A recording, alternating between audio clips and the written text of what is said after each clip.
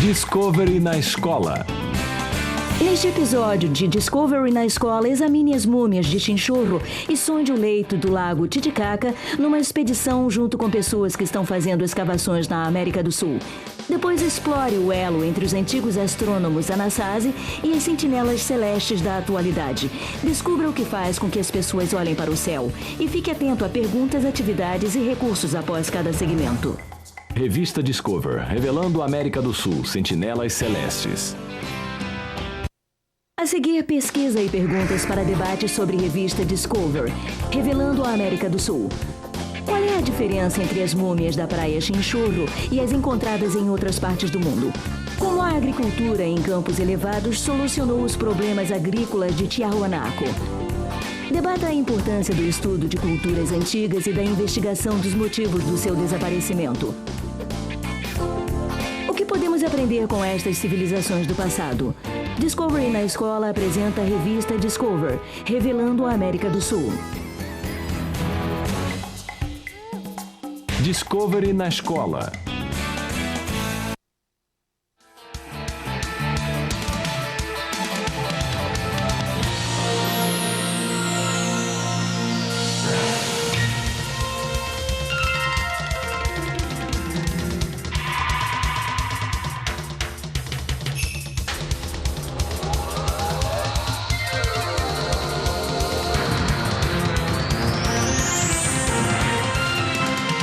Revista Discover.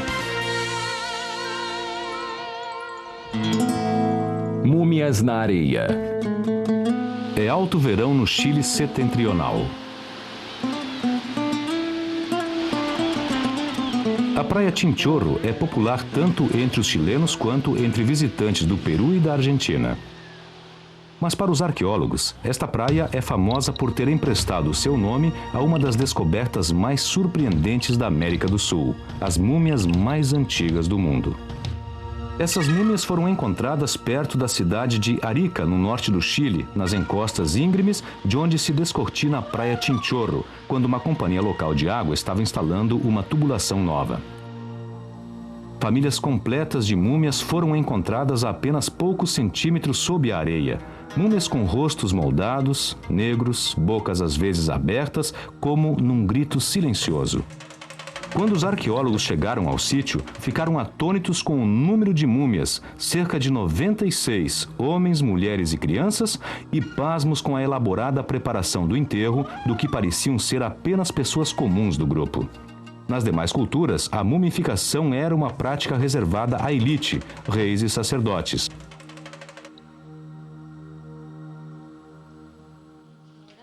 Vivian Standen, uma arqueóloga local, foi chamada para escavar as múmias. Quando o radiocarbono datou os ossos, os resultados assombraram a todos. Esta é a múmia mais antiga do mundo. Ela foi enterrada 5.000 anos antes da época em que o faraó Tutankhamon reinou no Egito. Ninguém sonhava que múmias tão elaboradamente preparadas poderiam ser tão antigas. Como os habitantes de Chinchorro conseguiram mumificar seus mortos há tanto tempo? Vivian Standen estudou detalhadamente a técnica deles. Neste caso, estamos frente a uma típica múmia de las llamadas múmias. Temos aqui uma múmia típica. Eles as preparavam da seguinte forma. Primeiro, depois que a pessoa morria, ela era esfolada. Eles retiravam toda a pele, como se tira uma luva ou uma meia. De um guante, de uma panty, sacavam todo o que era órgãos blandos, todo o que era musculatura. Eles removiam todos os órgãos moles, todos os músculos, coração, pulmões e intestinos e deixavam a carcaça totalmente limpa. O próximo passo para o mumificador era recolocar os ossos na posição anatômica correta, atando-os com cordas e reforçando-os com madeira. Se alcança a visualizar acá. Eles atavam os ossos a esses pedaços de madeira que eram colocados em paralelo aos ossos grandes. E eles inseriam varas para reforçar a coluna vertebral até a base do crânio. perforaba por el foramen magnum hasta el cráneo. Tudo isso era feito para enrijecer os ossos e o esqueleto. Rigidizar, de mantener los huesos, la estructura ósea armada. Depois que os ossos eram firmados com madeira, eles modelavam o corpo. Ou seja, eles praticamente transformavam o corpo numa escultura. Eles o moldavam com argila branca, dando novamente uma aparência de vida ao indivíduo. Por fim, recolocavam a pele, enrolando-a novamente ao corpo como se fosse uma meia. O processo era completado com uma camada de tinta preta de manganês. Em alguns casos, o crânio era cortado em dois, separando a região facial do resto. O cérebro era retirado e a cavidade craniana era preenchida com lã de lhama, fibra de plantas, penas de animais ou pedaços de criaturas marinhas, etc. Depois, os mumificadores encaixavam as duas metades do crânio, moldavam a face com argila e, às vezes, recolocavam a pele original com habilidade, deixando aberturas para os olhos e a boca. Las señalaban con incisiones horizontales Na parte superior do crânio, eles fixavam o escalpo completo, com cabelo. Na maioria dos casos, provavelmente o escalpo original do falecido. Em múmias posteriores, foram criadas perucas mais elaboradas. Bem, de onde vieram os antigos mumificadores? Provavelmente os ancestrais deles eram caçadores dos Altos Andes que há cerca de 10 mil anos devem ter sido forçados por secas a procurar novas fontes de alimento mais embaixo na costa. Eles deixaram lembranças de sua presença em abrigos nas montanhas à medida em que cada geração buscava uma vida mais próspera. Provavelmente faziam viagens sazonais, partindo das montanhas, acompanhando os rios que conduziam ao Pacífico. Por fim, eles se estabeleceram em baías rochosas como esta, onde a abundância de comida vinda do oceano permitia que vivessem num só local durante todo o ano. Análises dos ossos das múmias mostram que eles são ricos em nitrogênio e em outros elementos, indicando que a maior parte do alimento vinha do oceano. Sabemos que, tal como hoje, a pesca era feita exclusivamente por homens. 1/5 de todos os crânios de homens adultos e de nenhuma mulher apresenta o efeito do trabalho constante na água fria. Este é um crânio humano normal. E este é um dos crânios de Chinchorro. A passagem do ouvido está bloqueada por desenvolvimentos ósseos causados pela exposição à água fria.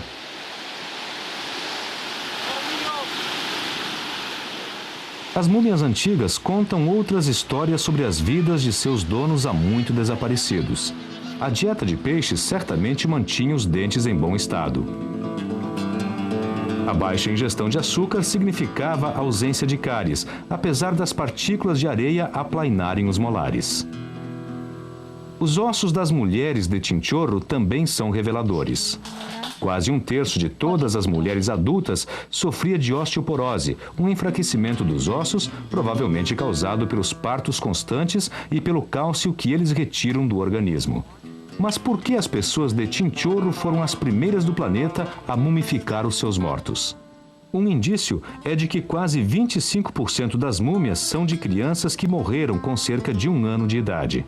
Quem sobrevivia ao primeiro ano vivia numa costa perigosa. Esta praia em particular, com suas traiçoeiras contracorrentes, reivindicava várias vidas a cada ano. Talvez traumatizados pela perda de seus bens mais preciosos, os Chinchorros mumificavam para prolongar a memória dos que partiam. Os Chinchorros foram os primeiros mumificadores do mundo, sendo a única cultura a mumificar todos os membros da comunidade. Mas, se não for feito nada para preservar este precioso legado, em breve ele poderá se perder.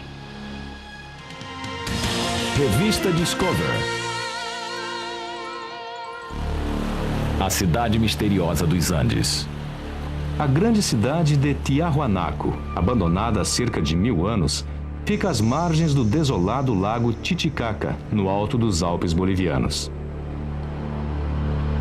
A história dos esforços da ciência em descobrir quem a construiu e por que foi repentinamente abandonada começa aqui, em La Paz, capital da Bolívia, que é a cidade mais elevada do mundo. Um antiquário no centro da cidade contém os primeiros indícios. Os proprietários, Lídia e Javier Núñez, o transformaram em santuário para um dos personagens mais extraordinários da Bolívia. Arthur Poznansky era um homem muito hábil, explorador, negociante, escritor, fotógrafo e arqueólogo. Javier e Lídia obtiveram milhares de fotos que ele tirou no início do século XX. Estas são as primeiras fotos de Tiahuanaco, a cidade em ruínas, a cerca de 80 quilômetros ao sul de La Paz. Poznansky foi o primeiro a mapear a região e a chamar a atenção do mundo para ela.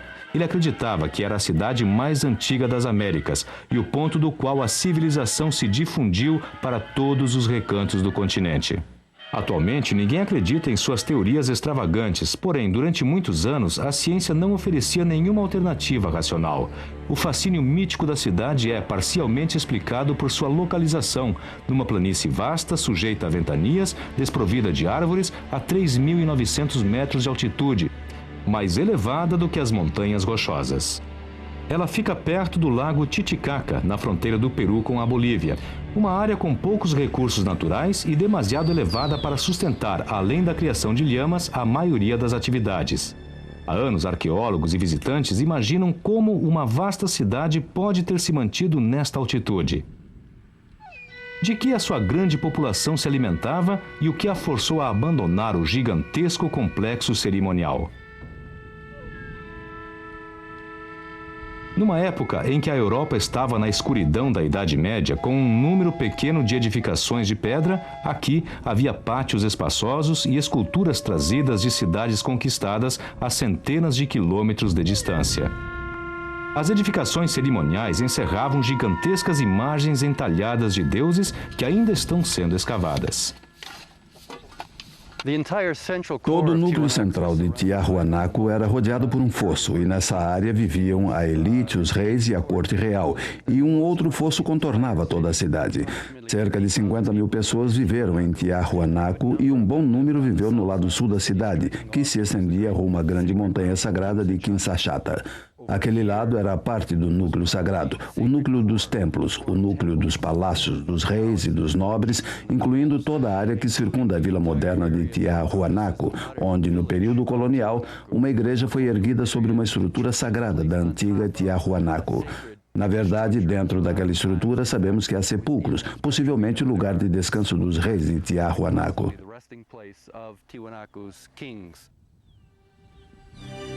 Uma teoria sobre o motivo de a cidade ter sido construída aqui é a paisagem que se descortina da parte superior da pirâmide mais elevada.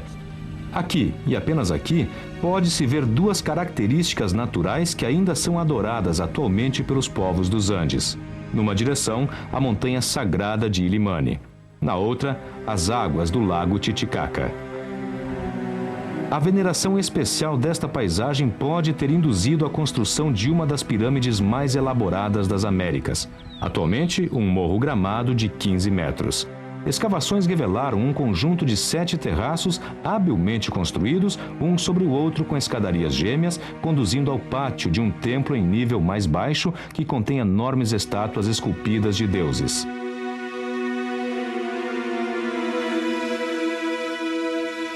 A característica mais incomum das pirâmides de Tiahuanaco talvez esteja escondida nas suas profundezas. Alan Colata explica. Esses túneis são especiais. Na verdade, são túneis que conduziam à pirâmide sagrada de Pumapunku e são particularmente refinados.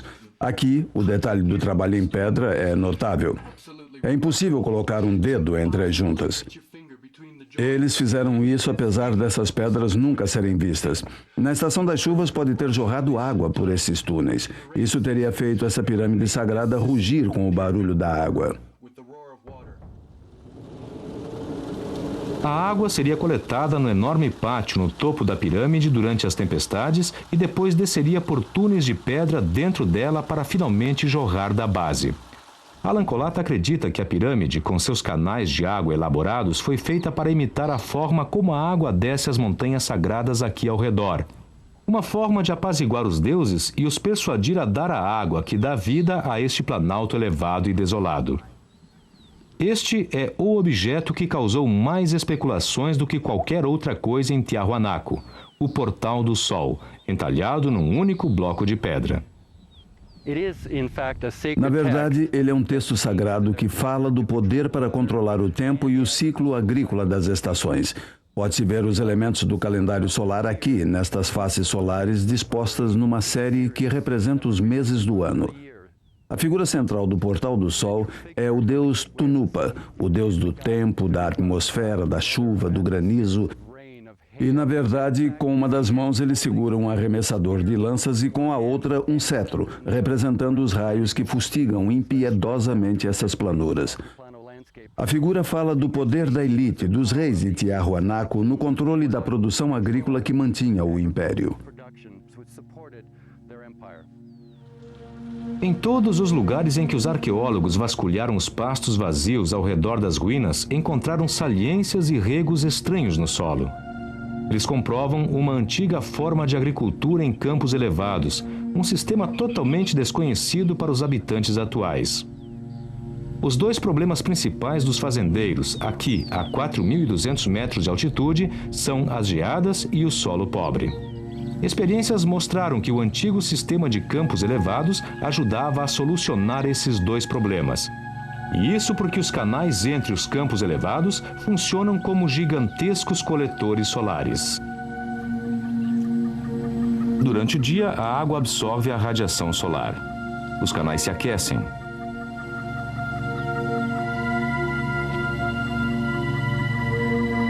À noite, aquele calor é irradiado acima dos campos, elevando em até 5 graus a temperatura onde as plantas estão crescendo, o suficiente para proteger a colheita dos graves danos da geada.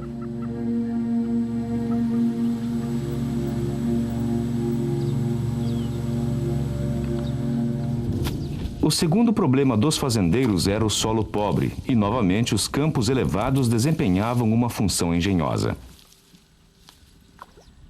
Os canais fornecem um habitat excelente para plantas e micro-organismos que retêm nitrogênio da atmosfera e o tornam biologicamente disponível para o crescimento da planta. As pesquisas de Alan Colata mostraram que este método agrícola altamente produtivo era muito usado por povos antigos. Outrora, esta planície toda era coberta pelos canais que iam até as montanhas a 40 quilômetros de distância. Este era o alicerce do sucesso de Tiahuanaco. Foi o que sustentou a cidade durante milhares de anos e criou uma das civilizações mais prósperas da antiguidade. No entanto, Tiahuanaco apresenta um último mistério. 400 anos antes de Colombo, Tiahuanaco era uma cidade florescente e vibrante, o centro de um vasto império que englobava grande parte do norte do Chile de hoje, o Peru e a Bolívia. Um século depois, estava morta, deserta, abandonada. O que deu errado? Nos últimos 10 anos, Michael Binford, da Universidade de Harvard, tem procurado uma resposta para esta pergunta. Na carreira de cada cientista, há um ponto em que ele percebe que pode ver algo ou descobre algo em que quer trabalhar a partir daquele momento e desenvolve uma paixão por isso. Para mim, foi em 1986 quando vim a este local. Naquela época, a paisagem era bem diferente da atual. O lago se estendia até a orla do Pampa, onde agora existem casas na parte plana. O nível do lago oscilou muito durante o século XX e em 1986 foi registrado o nível mais elevado desde 1912.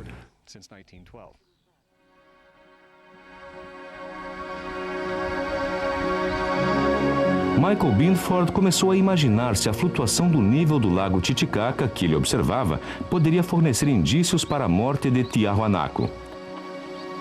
Junto com Alan Colata, ele se tornou um visitante frequente do Yacht Club da Bolívia quando levava seu equipamento a diversas partes do lago.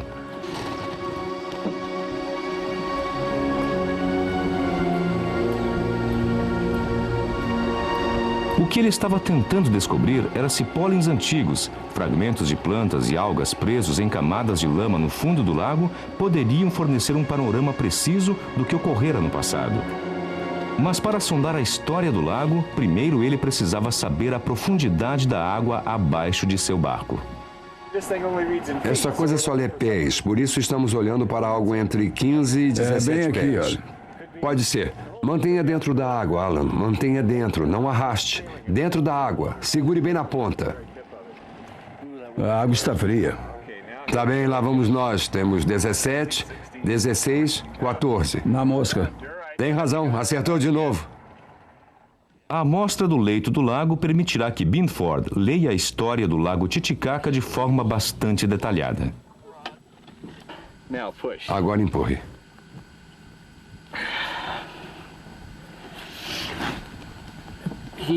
Tá bom, já fomos bem longe. Já deu. É isso. Levante. Vamos borrifar com cuidado. Este tubo de lama é uma cápsula do tempo, uma seção da história do lago Titicaca. Cada camada contém resíduos microscópicos de plantas, pólens, lesmas e algas que fornecem um registro detalhado das mudanças no ambiente do lago. As camadas podem ser datadas pelo método de radiocarbono. Os centros indicam uma queda de 12 a 16 metros no lago. É. E onde chega Bem esse por centro aqui, eu novamente? acho. Bem por aqui. Bem aqui, olha. Aquele foi datado por radiocarbono em 5 núcleos, de idade variando entre 1100 e 1200 da nossa era, que foi aproximadamente a época do colapso de Tiahuanaco. O que significa que é notável nesse lago. Qual é a profundidade média? 10 metros? Nesta parte, 10 metros. Então está falando sobre um núcleo sedimentar que mostra uma queda de 12 a 16 metros, o que significa que esse lago não estava aqui. Então, esta parte do lago Titicaca, próxima às ruínas, secou e transformou-se em planícies desoladas em apenas 50 anos, deixando a cidade de Tiahuanaco elevada e seca. A seca persistiu por mais 2 séculos. Secas repentinas que duram séculos foram identificadas em antigos registros ambientais em outras partes do mundo, inclusive no estado da Califórnia. Obviamente, esses tipos de variação não se limitam apenas ao lago Titicaca. Lembre-se de que na Califórnia, não há muito tempo, houve um período de 5, 6 anos de seca. Todo mundo ficou feliz. A seca terminou, a chuva voltou. Mas o que eles não sabem é que o registro paleoecológico da Califórnia mostra precisamente os mesmos tipos de secas com 200 anos de duração e não faz muito tempo. Se a seca longa fosse na Califórnia, o que aconteceria à sua economia e ao suprimento de alimento dos Estados Unidos?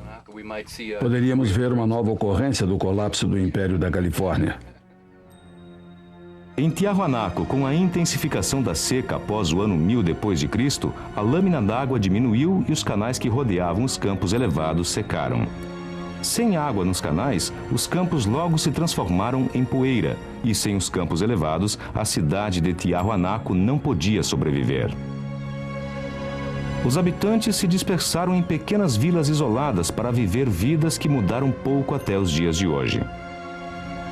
As estátuas foram abandonadas, os pátios ficaram vazios e o que outrora foi uma das grandes cidades das Américas retrocedeu para os pastos secos dos Pampas, onde uns poucos pastores de lhama se admiram com a glória do passado.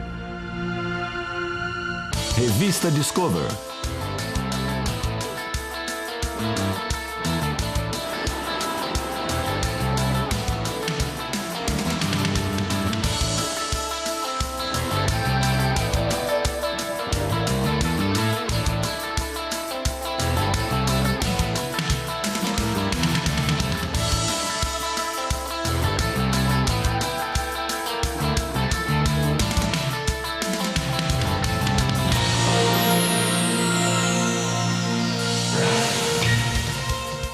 A seguir, as respostas às perguntas da revista Discovery, revelando a América do Sul. Acredita-se que as múmias da praia de Chinchorro sejam múmias de homens, mulheres e crianças comuns. Outras culturas parecem ter reservado a mumificação para a realeza e os sacerdotes. Em fazendas com campos elevados, todos os canteiros eram circundados por canais cheios de água que retinham calor e criavam um habitat para plantas e micro-organismos que revigoravam o solo. Experimente esta atividade em sua classe. A classe deve escolher uma cidade antiga para pesquisar. Os grupos devem relatar diversos sistemas, tais como agricultura, comércio e arquitetura. Em seguida, façam uma maquete da cidade em escala. Para aprender mais, Discovery na escola sugere The Empire Ice Maiden no endereço da internet que aparece na tela. Peça que seu bibliotecário o ajude a explorar os muitos recursos que a sua biblioteca tem a oferecer. A seguir, perguntas para estudo e debate sobre revista Discovery. Sentinelas Celestes. Como os Anasazi usavam os seus conhecimentos sobre o movimento do Sol na arquitetura? De que forma observar o céu era crucial para a sobrevivência dos Anasazi? Debata as implicações do uso de uma única palavra pelos Anasazi para representar arte e arquitetura, astronomia e religião. Quais são as semelhanças entre estas 4 disciplinas? Discovery na escola apresenta a revista Discovery. Sentinelas Celestes. Discovery na escola.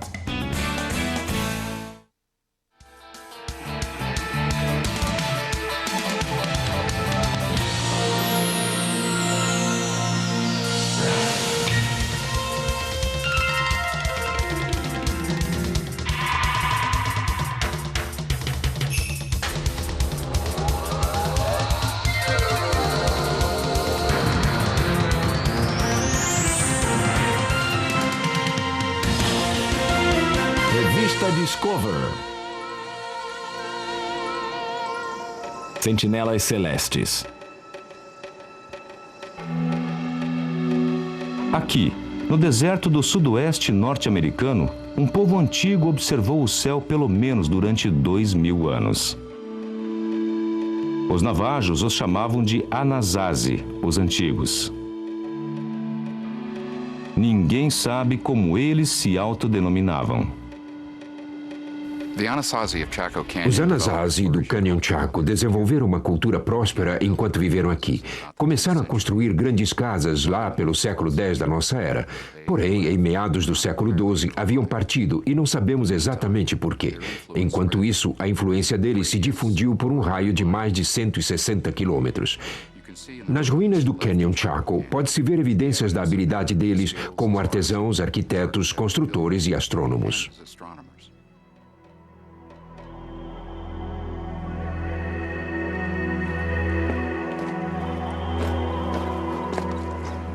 Ray Williamson é arqueoastrônomo. Ele investiga os indícios de culturas antigas, tentando entender como nós, humanos, víamos o céu quando éramos povos pré-históricos.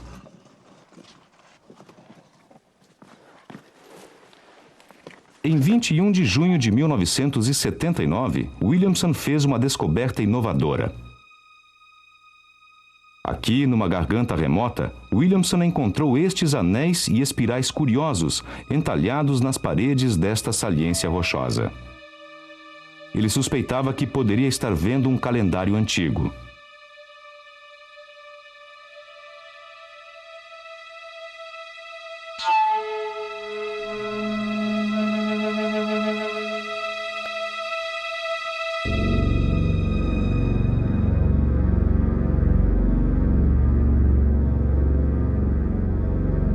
Nos dias de hoje, a cada 21 de junho, o dia mais longo do ano, o Sol serpenteia novamente através do silêncio das paredes cavernosas, desliza pelo centro dos anéis e marca o solstício de verão, como tem feito nos últimos 1000 anos.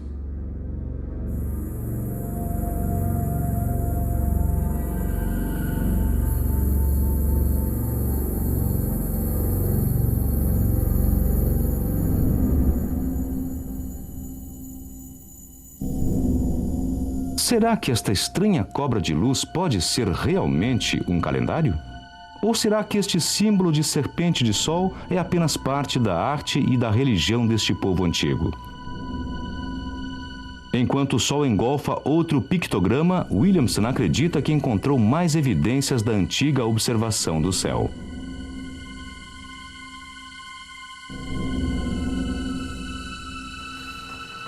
Acreditamos que este penhasco possa representar os gêmeos de Pueblo. Uma lenda antiga fala sobre uma donzela trancafiada numa torre. A única visita que ela recebia era o sol. Seduzida por sua luz e calor, ela deu à luz os gêmeos do Sol. Posteriormente, esses irmãos heróicos se tornaram os deuses protetores do povo do Pueblo.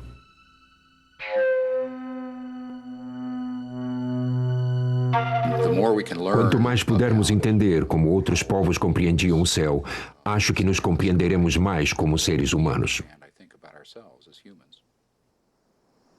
O que silenciosas serpentes de sol, mitos de nascimento virginal, recipientes vazios e edificações em ruínas podem dizer aos cientistas sobre a antiga observação do céu? A poucos metros da caverna da Serpente do Sol, Williamson examina uma estrutura que ele acredita provar que estes povos antigos praticavam a astronomia. Estou aqui no que chamo de Sala do Calendário, no castelo de Hovenhuip, porque ela contém alinhamentos com os pores do Sol no solstício de inverno e nos equinócios. Inicialmente vim a Hovenhuip com meus colegas porque um arqueólogo no Canyon Chaco sugeriu que deveríamos dar uma olhada nestas torres. Ele achava que as pessoas ficavam de pé nas torres, quando elas foram originalmente construídas para observar os céus. Na verdade, descobrimos que a astronomia tinha os pés mais no chão. Os Anasazi construíram esta sala para rastrear e predizer o ciclo solar. A edificação foi projetada para que a luz solar se desvanecesse em pontos-chave na sala em diversas épocas do ano. Para um astrônomo como Williamson, não há dúvidas de que este é um calendário arquitetônico. Acrescentando esta sala e controlando melhor o calendário, eles também eram capazes de controlar melhor a época das cerimônias, o período do plantio e da colheita de milho, favas e abóbora de que dependiam para sobreviver.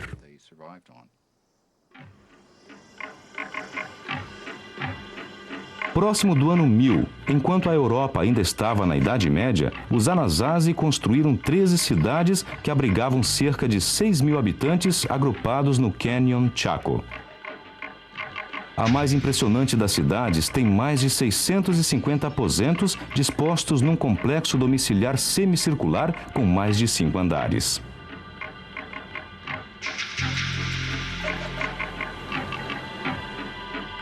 No século XVI, ela já estava deserta e os espanhóis a denominaram Pueblo Bonito. Pueblo Bonito é mantida viva através dos olhos dos atuais povos nativos norte-americanos.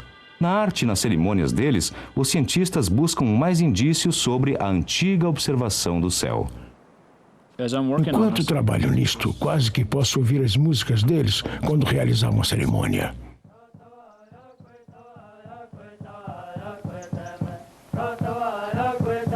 No centro de Pueblo Bonito há estas estruturas circulares chamadas quivas. Originalmente eram cobertas. Fogueiras ardiam enquanto dançarinos mascarados emergiam de uma passagem subterrânea durante a cerimônia, cronometrados para coincidir com eventos rituais e astronômicos. Ainda em uso, as quivas e as cerimônias secretas que ocorrem dentro delas são um elo direto com o passado.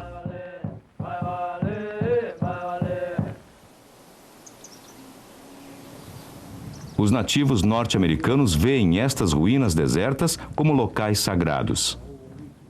Hoje, Joe Sando, famoso historiador de Pueblo, traz sua sobrinha neta e uma amiga para a primeira visita dela ao Canyon Chaco. Estas pessoas viveram aqui com sua religião, sempre rezando e fazendo sacrifícios, indo às diversas quivas. Elas iam à grande quiva dançar para o povo.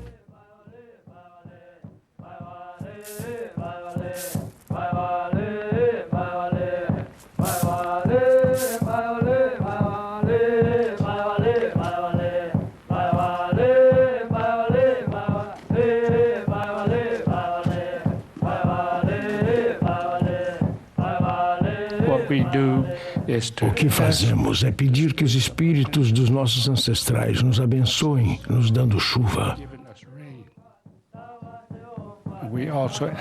Também pedimos que eles não queiram que nos reunamos a eles porque gostaríamos de ficar onde estamos, mas rezamos para que eles nos abençoem. Aqui nesta kiva, a astronomia e a religião dos Anasazi se fundem. Decifrando a arquitetura, as práticas cerimoniais e os arredores naturais deles, os cientistas caminham rumo ao entendimento de como os antigos viam os céus. O Sol domina a paisagem do Sudoeste, e não seria surpresa descobrir que ele é uma parte importante da vida ritual dos índios modernos de Pueblo.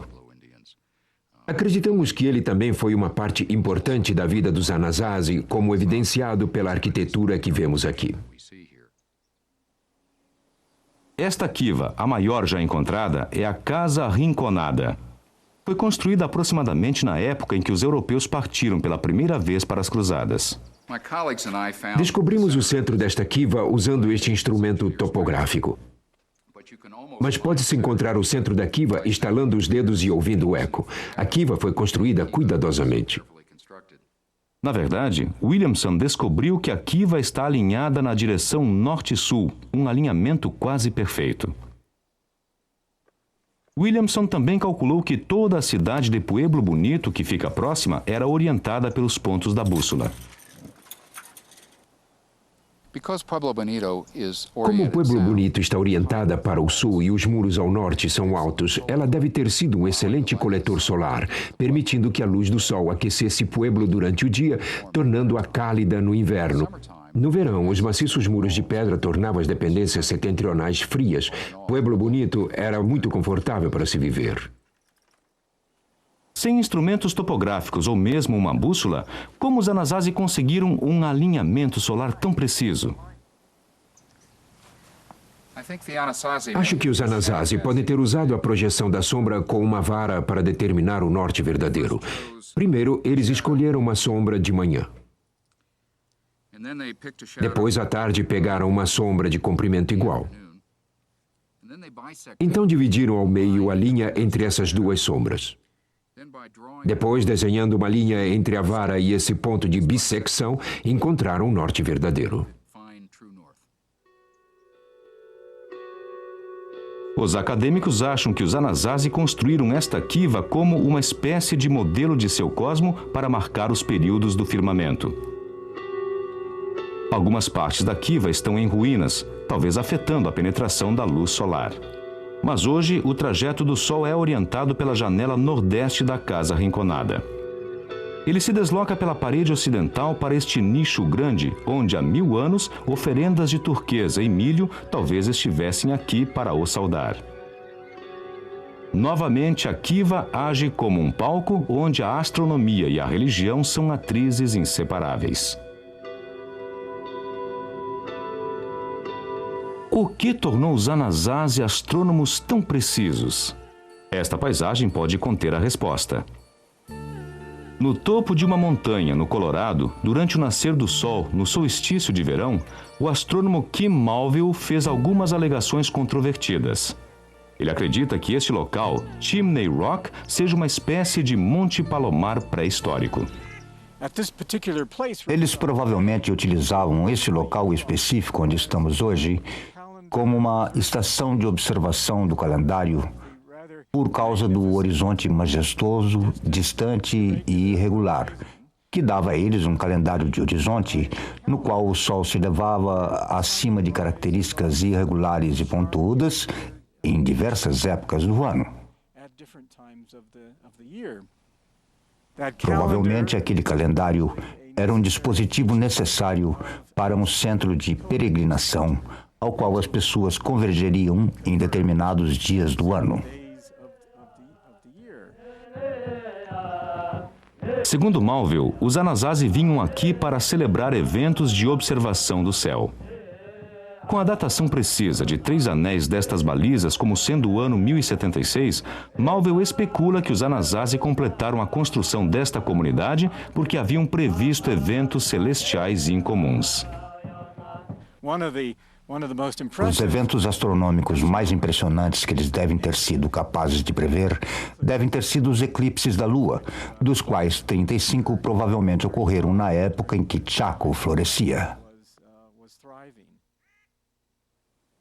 Usando as chaminés como marcadores celestes, Malville pensa que os Anasazi podiam rastrear o ciclo de 19 anos da Lua e calcular sua ligação a outro ciclo, o aparecimento dos eclipses lunares.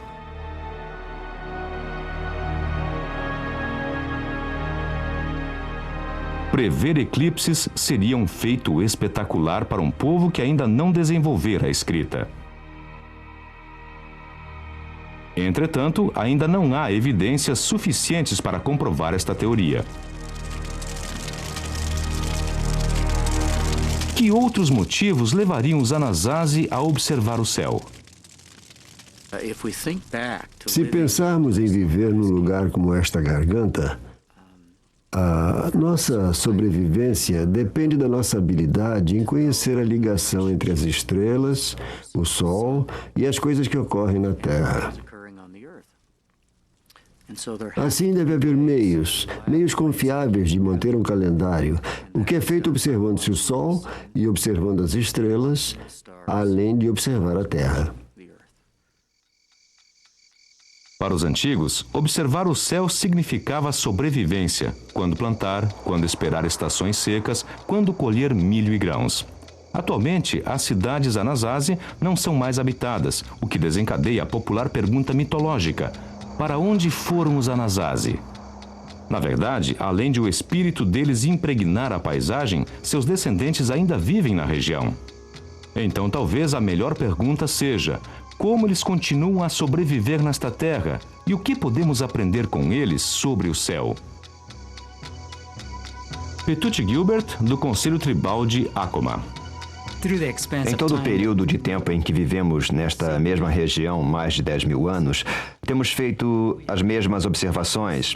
Eu acho que há 1000 anos fazíamos as mesmas coisas que fazemos hoje.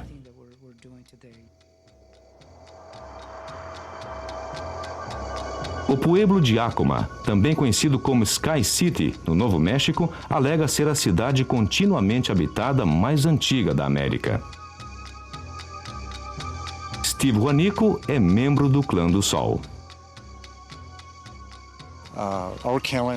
O nosso calendário era o ambiente natural, o ambiente físico que se pode ver no vale aqui, especialmente para leste, onde o sol nasce todas as manhãs. Cada ponto no horizonte significa uma atividade específica que deve ser conhecida no pueblo, seja para honrar certas divindades ou plantar.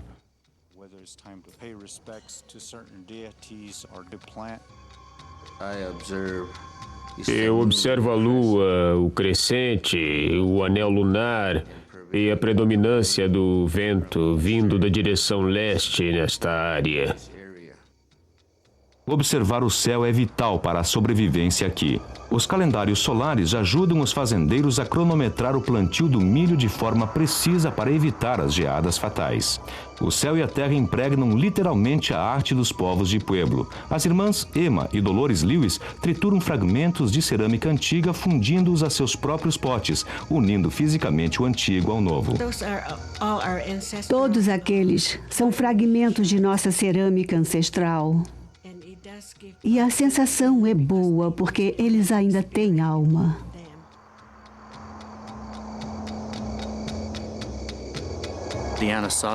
Os Anasazi que viveram nesta garganta compreendiam o céu. Eles o observavam, o viam, sabiam das mudanças que ocorriam. E sempre as relacionavam a mudanças que ocorriam na Terra.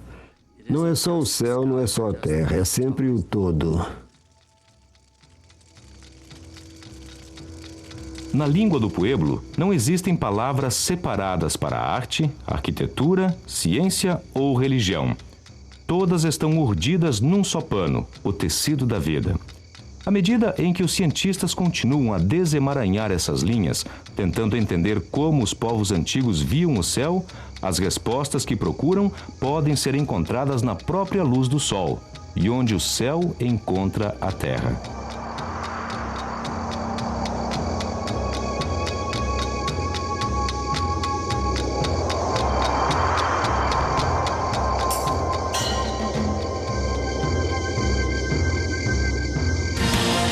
Revista Discover. Levanta. Levanta.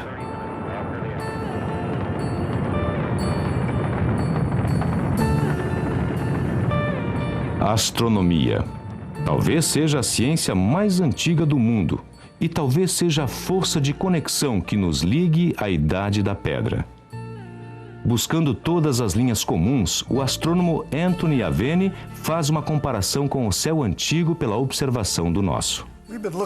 Olhamos para as estrelas desde que colocamos a cabeça para fora das cavernas há 40 mil anos.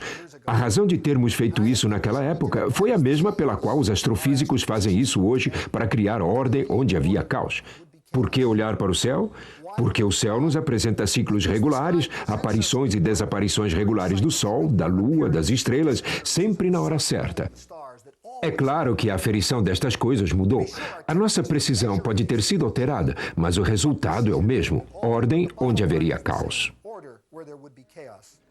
Que segredos as nossas próprias estruturas revelam sobre a nossa astronomia e cultura?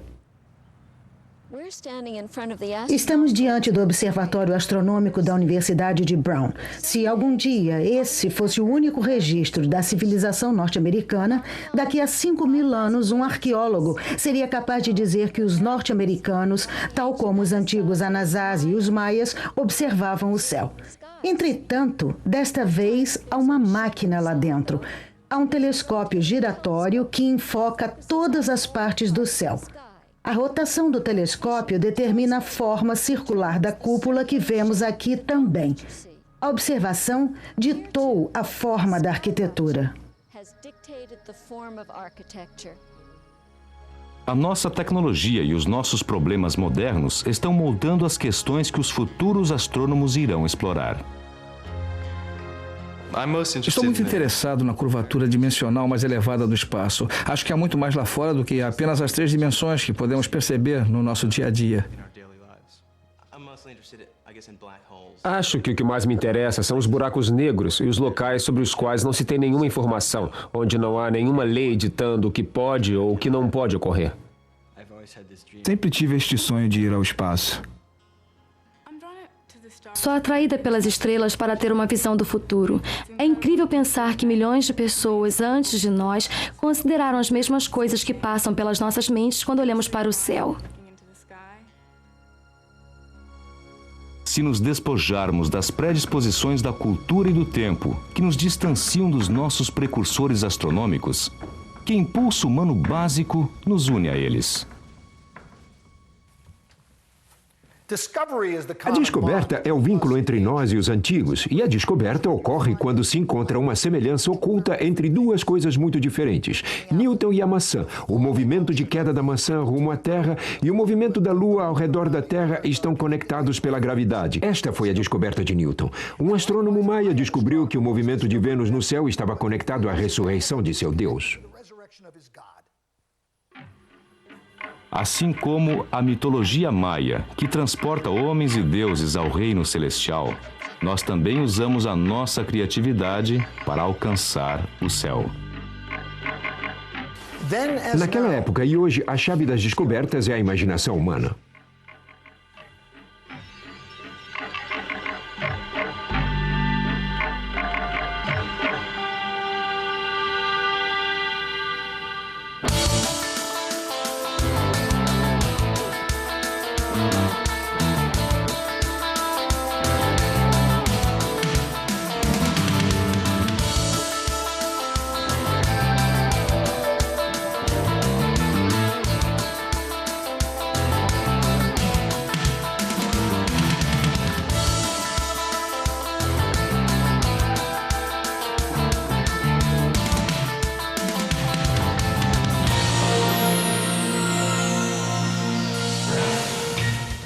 A seguir, resposta às perguntas de revista Discovery. Sentinelas Celestes. A Vila Anasazi de Pueblo Bonito foi projetada para que o sol pudesse aquecer as edificações durante o dia, no inverno, e os altos muros de pedra mantinham as dependências frias no verão. Os Anasazi dependiam de estudos do céu para prever o tempo do plantio e da colheita que sustentavam sua civilização. Experimente esta atividade em sua classe. Trabalhe em grupos para criar histórias pictográficas. Depois intercambie com outro grupo e tente decifrar a história deles. Em seguida, promova um debate em sala sobre as dificuldades que os arqueólogos enfrentam no estudo de civilizações antigas. Para aprender mais, Discovery na Escola sugere o Monumento Nacional do Canyon Chaco, nesse endereço da internet. Peça que seu bibliotecário o ajude a explorar os muitos recursos que a sua biblioteca tem a oferecer.